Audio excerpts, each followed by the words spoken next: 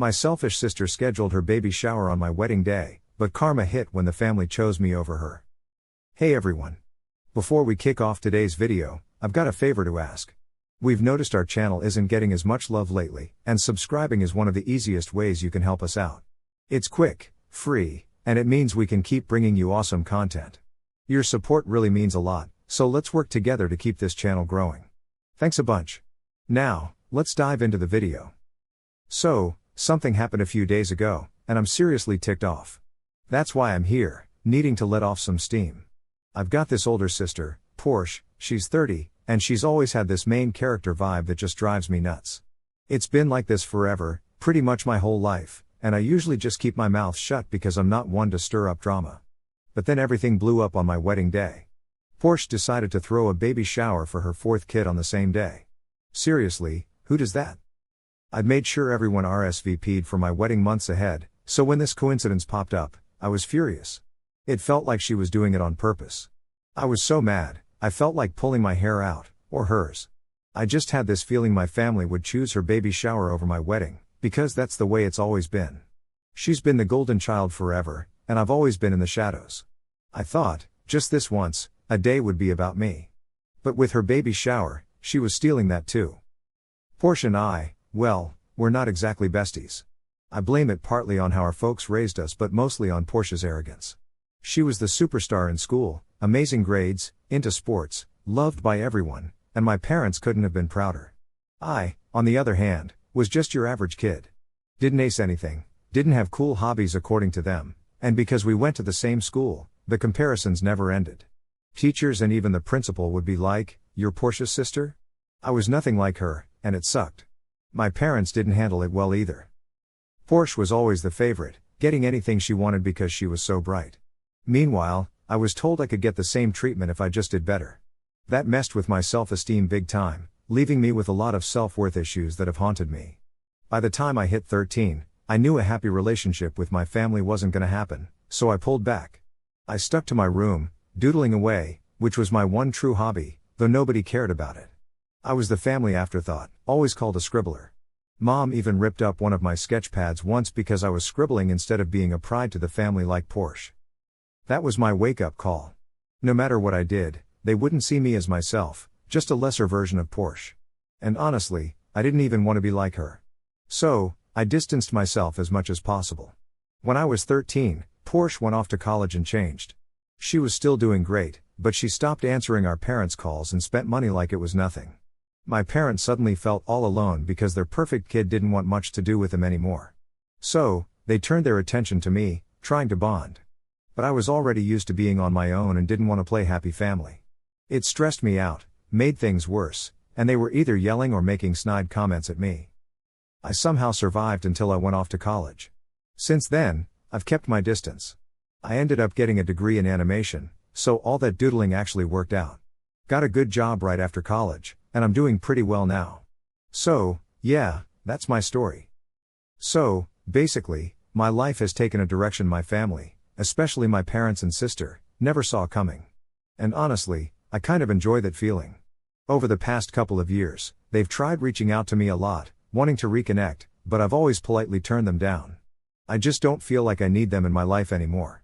I'm super happy with the little family I've created with my fiancé, Edward, and our adorable dog, Emma. I've got a good group of friends and a great life, and I don't want them messing it up. A few years back, before I landed my job, my sister Porsche got married, and of course, I didn't get an invite. This is one reason I don't really take their attempts to reconnect seriously. They didn't care when I was just a student, and now that I'm doing well, they want to play nice.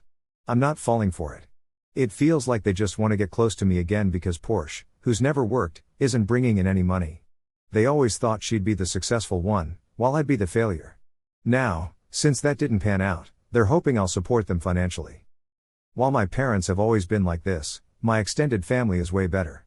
My Aunt Rachel sort of stepped in as a mother figure for me.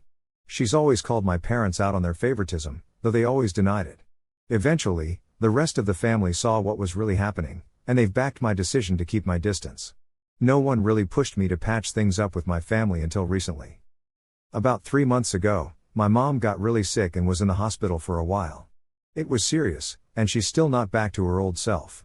This whole thing apparently made her rethink a lot, and she was crying for me the whole time.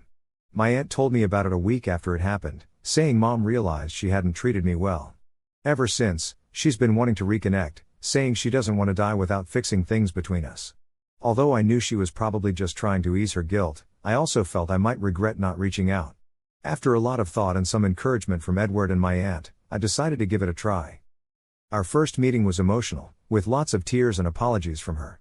I just told her to let the past go, I wasn't interested in discussing it anymore. My dad was there, too, but he didn't say much. He's too proud to admit he did anything wrong. Porsche wasn't around, apparently, Mom didn't want her there, and I heard later that Porsche was pretty upset about it.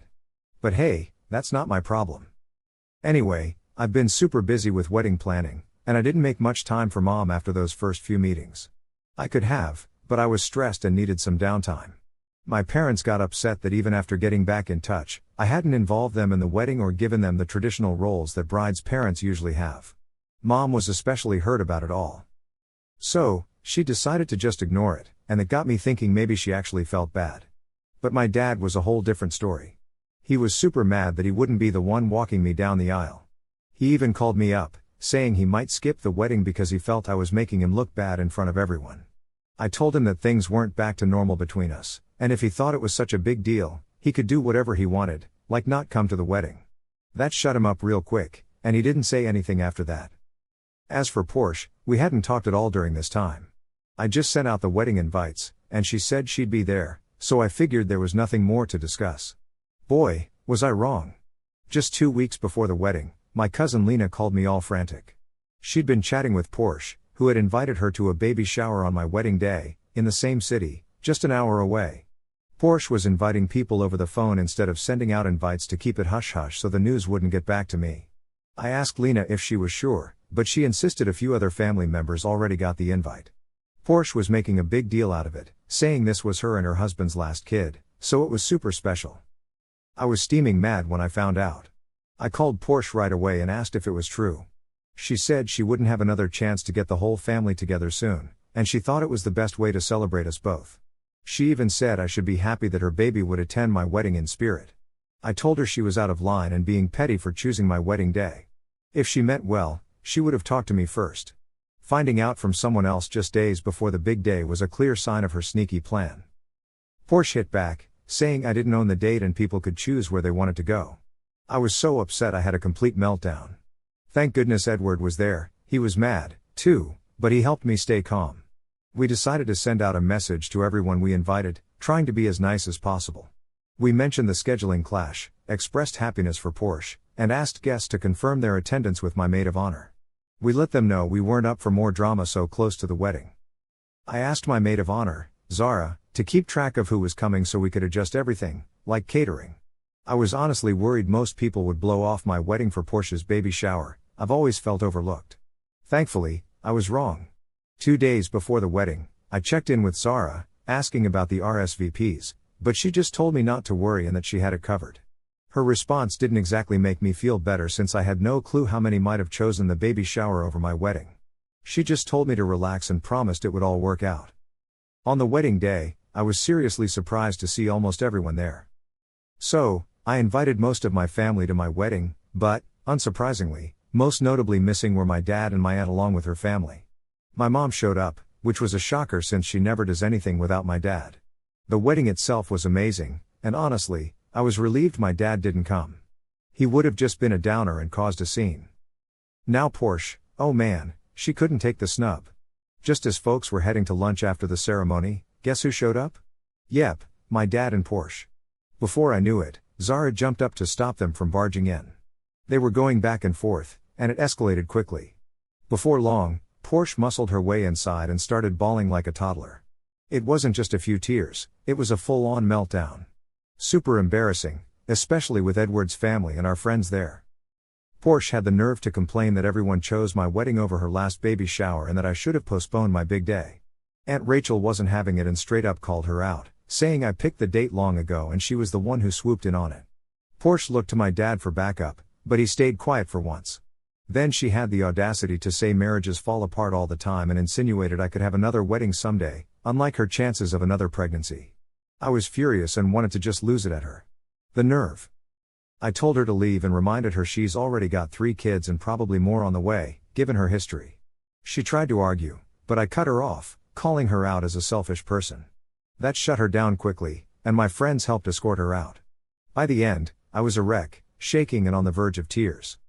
What really stung was my mom not standing up for me or warning me about Portia's stunt. Her whole act of reconciliation felt fake because she didn't do right by me. Once everyone left, I collapsed into Edward's arms, apologizing for the chaos. He assured me it wasn't my fault and that I was bound to hit a breaking point. Now, 5 days after the wedding, I'm not ready to deal with anyone yet. I've still got a ton of unread messages, but I'm not in the headspace to respond. We're heading off on our honeymoon tomorrow, and I'm hoping it'll help me clear my mind. Portia may have messed up my wedding, but I won't let her get to me on my honeymoon too. Update: hey, I haven't been online much because I took a break from Reddit during our honeymoon. I didn't expect the post to blow up, and I was. Wow, I was totally overwhelmed when I saw all those comments, but I went through them all. Since you're so into the story now, here's a little update. While Ed and I were on our honeymoon, I pretty much ignored any contact from my side of the family. My mom tried reaching out several times, but I told her I'd talk once we got back.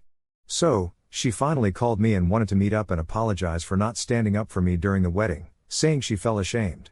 I explained to her it wasn't just about the wedding. It was also because she knew about the baby shower and kept it from me.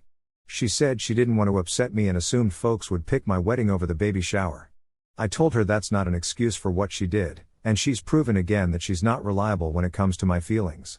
She kept apologizing, but I said I needed a break and not to contact me anymore. She tried the I'm sick card, but I told her if she really wanted to prove she was sorry, she needed to make real changes. Her actions showed me otherwise, as she still chose Portia over me, even if it meant messing up one of the most important days of my life. It was tough hearing her cry as I laid it all out, and I felt guilty, but I knew I couldn't let her walk all over me again. After years of working on my mental health, I had to protect myself. I told her I'd reach out when ready and didn't want to be pressured into fixing things. It seemed like she thought if she played the victim, I'd cave, but I didn't. She then passed the phone to my dad, who I wasn't interested in speaking to, so I just hung up. He sent a lengthy message afterward, but I didn't read it and blocked him. Other family members messaged, apologizing for Portia's actions at my wedding and offering support. I haven't replied to everyone yet, but I'll get to it. Overall, I feel better after cutting my mom off again. I have no energy to deal with my parents and don't want them to mess with the family I've created. Update 2, I thought the drama was over, but apparently not. Portia's husband, let's call him Jake, showed up at my place last night looking pretty down. I couldn't say no to him, so I invited him in. The first thing he did was apologize, saying he had no idea Portia was planning this. I realized I hadn't seen him during the wedding chaos, so I asked what he meant. He explained he planned a baby shower for Portia a week after the wedding, but she insisted on changing the date and lied saying I hadn't invited them, which is why she wanted it the same day as the wedding. He wasn't cool with it and thought it made sense they weren't invited since we'd been estranged. When he learned the truth from my mom, he was horrified and wanted to apologize on Portia's behalf, asking if there was anything he could do to fix it. I told him there was no need for him to apologize since it wasn't his doing and that Portia should own up to her actions. I assured him I had nothing against him, thanked him for reaching out, and said he seemed like a great guy. I thought it was sweet of him to come by. So, someone tried to mend fences with us, but honestly, it doesn't really change what his wife pulled. Even if she ever decides to say sorry, I know I'm not going to forgive her. She's made her bed, and now she can lie in it. Here's the scoop, Portia and Jake are apparently heading for a divorce. They've been having issues for a while, and what she did at my wedding was apparently the tipping point. Now she's telling everyone I'm the reason for their split. But I guess people are over her drama and aren't buying her sob story anymore. Last I heard, she's planning to move back in with her parents, but apparently, that's just temporary. She even had the nerve to ask me to babysit her kids for free, saying I owe her for messing up her life. Needless to say, I've blocked her everywhere because I don't need that kind of chaos. I'm not sure about all the details of their breakup, but I do know Jake's aiming for full custody of the kids because he thinks she's not providing a stable environment for them. It's all pretty messy, and I'm staying out of it. Nobody's stepping up to help her now, so who knows how it's going to turn out. I've officially stepped away from all this drama, and so has my family. We had a peaceful life before they tried to reconnect with us, and I intend to keep it that way. The only family members I'm sticking with are a few cousins and Aunt Rachel because they had my back during the whole wedding fiasco. I'm super grateful to them for standing by me, And I'm going to fiercely protect my peace from now on.